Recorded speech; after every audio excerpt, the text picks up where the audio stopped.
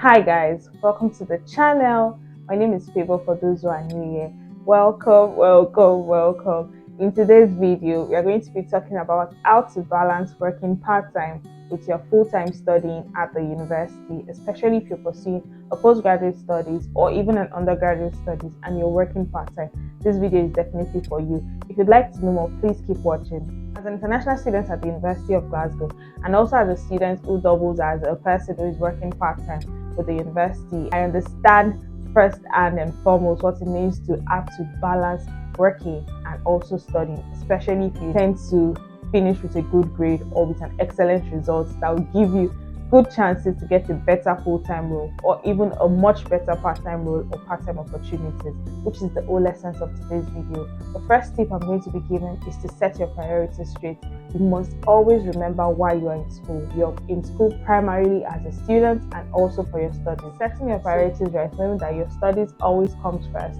After your studies comes opportunities that come along the way and chances that may come up with your part-time job. This would help you greatly to set your priorities and also help you to balance studying and working. Also, in setting your priorities, you would know when to place your health above money.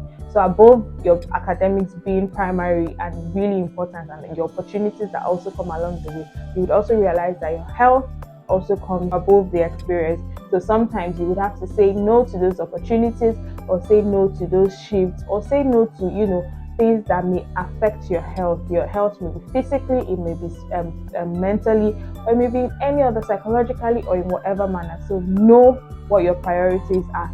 Academics comes first and your health comes first over money or the next point that I'm going to share is to know your limits. So know your physical limits, know your mental limits, know what your capacities are and when you overstretch those capacities. Now, the ideal thing is you get to stretch your capacities sometimes based off of the opportunities that present themselves to you. But nonetheless, everybody has a limit. You have your breaking points physically. You also have your breaking points mentally. So know when to stop. Even when it comes to reading, know when you have reached your breaking point and shut down that laptop and go to sleep, or shut down that laptop and take a walk, shut down that laptop and take a break. So know your limits. Physically, know when to stop working. Mentally, know when to stop reading.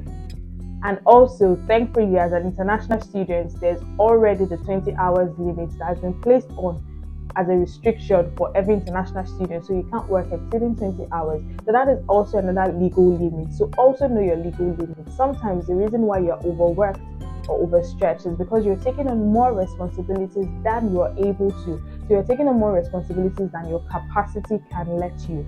So please know your limits, stick to that limit, only stretch when you're sure that you can. And when you realize that you can no longer continue, please take a break and stop. The next point that I'm going to be saying is take regular time out to reevaluate.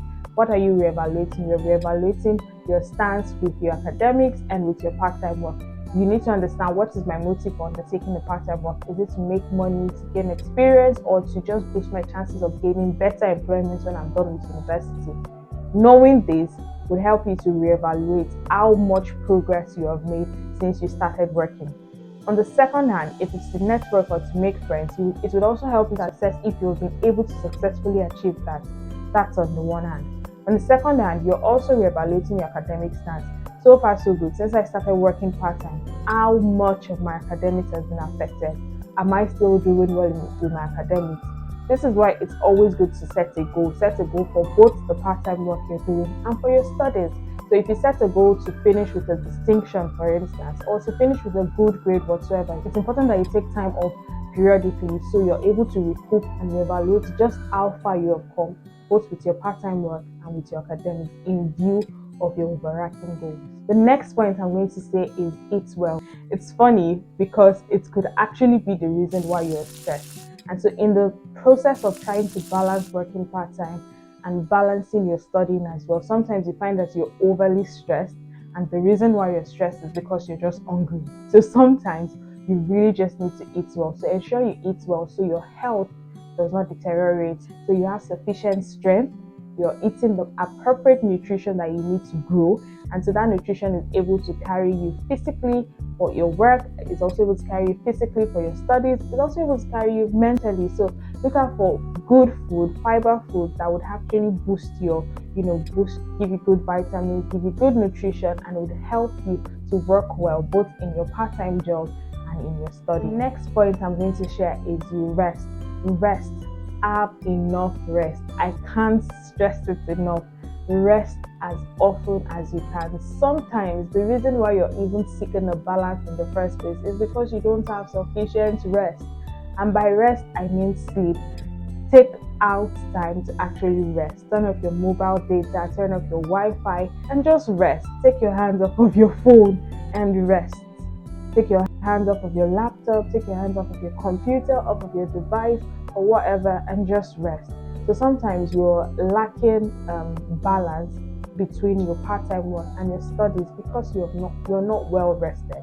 So please do take out time to rest, and ensure you inculcate regular rest and periodic rest and sufficient rest into your schedule. The next and final point which I'm going to be sharing is to have a strong support system. So sometimes the balance that you need could actually be because you're facing a lot of anxiety. Probably you're facing some fears and worries which you need to share with somebody. So try to have a good support system. The university thankfully has a support system that is available for people who are in need of counseling, if you're in need of mental health services, or whatever it is that you need. Please check out the university's website because there's sufficient resources that is available for people who are in need of such. There's also counseling and guidance available for people who need guidance on relevant areas.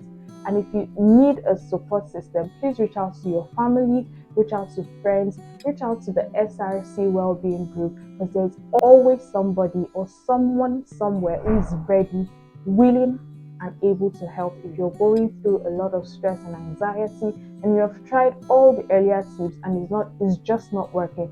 Please reach out to someone and ask for help. Never be too afraid for help. With this, we have come to the end of today's video. Let me know if these tips were helpful in any way. Let me know if you'll be trying out any one of them. Also, let me know if there was any tip I missed out which you would like to share with people. Let me know all of this in the comment section, and I will definitely see you in the next video. Bye for now.